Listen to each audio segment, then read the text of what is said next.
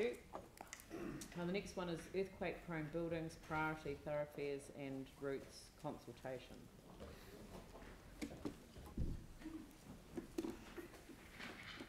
G'day. This is very good, important piece of work. So you weren't here for this one either, David? You were? No, I was at Jamie was chairing and he's not here currently. Okay. Was anyone at the regulatory performance? Tim, were you there for this? Would you like to introduce the report? This is your moment. Yeah, I feel so. I've waited all day for this. You're the acting chair of Regs currently. Yeah, look, it's actually really very clear, and I just want to say, love the tie in the middle there. It's yeah, you've been trying to keep away from the suits, but well done. Look, this is a bit of work that really needs to be done. Buster can probably fill us in far better than I can, but yeah, and I will let him do that. So, yeah. Mr. Wright. Thank you. This is as a result of the changes to legislation last year. It introduces some mechanisms to effectively halve the time frame some buildings have to remove their earthquake proneness as it is. So there is a definition in the Act around priority buildings, and there's 6 levels of priority. The first 4 are basically a building type, which is defined in the Act. The last 2 are the thoroughfares and the routes. And effectively the mechanism allows us to identify what we see as a priority route. So that's for effectively a roadway or the like, which emergency services and others would need to use in an emergency, and that could be obstructed by an unreinforced masonry building. And the thoroughfares are areas of heavy pedestrian, cycling sort of traffic, that we can also ask for a reduction in time frame if we designate as a priority. So I think we've been out and had a talk to quite a few colleagues in terms of transport, fire, police, ambulance, and the like around the priority routes, and we've also had a look through the different parts of the city in terms of thoroughfares, and we've put them on a map. And there must be some way to do it. There's one there, and there's another one up there.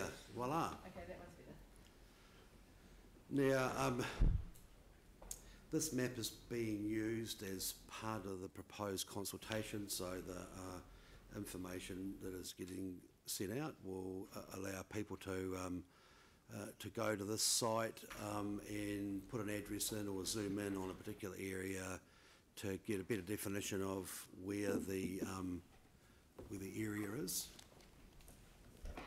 And we're fully hoping for and encouraging lots of engagement and identification as to more than what we've identified, and particularly in terms of the areas, and even buildings if the case needs be. Very good. I mean, in terms of the consultation, it'd be good to know that you were going to sort of make some deliberate attempt to contact those that have kind of advocated for the legislative change, you know, the Anne Browse and people like her, you know, to kind of reach out for you know, to put in a submission on it. The consultation is through the special consultative process, and it's pretty comprehensive. Yeah, I'm just quite keen to know that there'll be a deliberate reach out to the people that have indicated a specific interest in this matter. I can confirm that I have left a voicemail message for Anne Brower, Wow, and that was quick. I only I just have- mentioned it. Thought you Anticipating it. might. I thought that she'd like to know that the report was coming before council Oh, today. fantastic. So I'm Thank going you. to call her again tomorrow to let her know the outcome. Thank you very much. Dion, and then Yanni. You know, I was just looking at the map, and I was just wondering the routes and the strategic ones in and out of the city. Is Hills Road considered one of those strategic routes? It's just one of the big gaps in the map. Is it only specific if there's prime buildings on Yeah. Yeah. So Oh, there's that's no high interesting. rise Yeah, and It's Yeah. the unreinforced masonry buildings, essentially. Yeah. Not the building. mine's That's might be the That's correct. Yeah, is that road identified? No, Hills Road is not identified.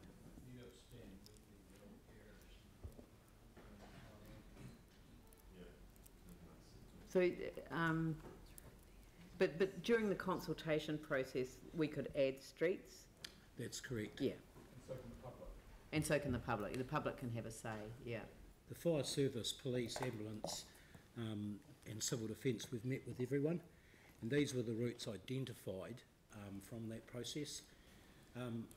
It's probably fair to say that, you know, like you were indicating, the public may want to say, hey, we would like more roads on there.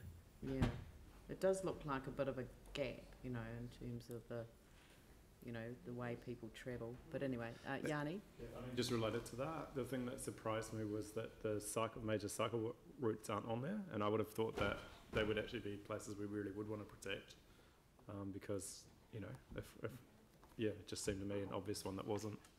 Don't know if they were considered, if they were ruled out, why, or if not, is that something we could look at? And I'd be kind of reluctant to add them in following submissions, because we'll probably get told it's too big a change and we'd have to reconsult. For cycle, so the routes are for emergency response. Yeah.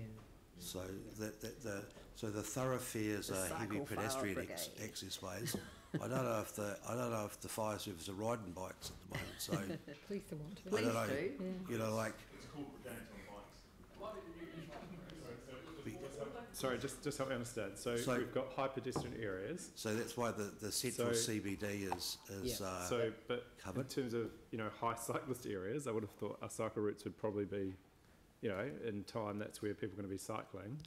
Yeah, so I can't quite see, if you take some of the ones in the 4Avs, I mean, the 4Avs is just an arbitrary space. Some of those streets won't have a lot of pedestrians on them, but, you know, some will. But most of the cycle routes that I'd be aware of don't have any buildings that could collapse onto them. yeah, I don't know, because I don't know all the detail, but yeah. So there's no building, we're not worried about buildings around the cycle routes, is basically what you're saying, because we don't think there's many buildings there. No, so we do have some a layer of information with all the buildings on it as well that we know about at the moment. So something else could eventuate, but it'd be probably pretty unlikely at the moment. You know. Yeah, but the paper makes it clear that